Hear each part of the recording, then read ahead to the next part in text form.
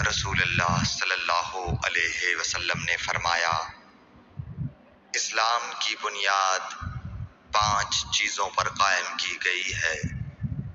اول، گواہی دینا کہ اللہ کے سوا کوئی معبود نہیں اور بے شک حضرت محمد صلی اللہ علیہ وسلم اللہ کے سچے رسول ہیں، اور نماز قائم کرنا اور زکوٰۃ ادا کرنا اور حج کرنا اور رمضان کے روزے رکھنا۔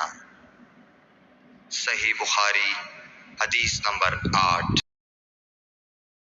نبی کریم صلی اللہ علیہ وآلہ وسلم نے فرمایا کہ ایمان کی 60 سے کچھ اوپر شاخیں ہیں، اور حیا شرم بھی ایمان کی ایک شاخ ہے۔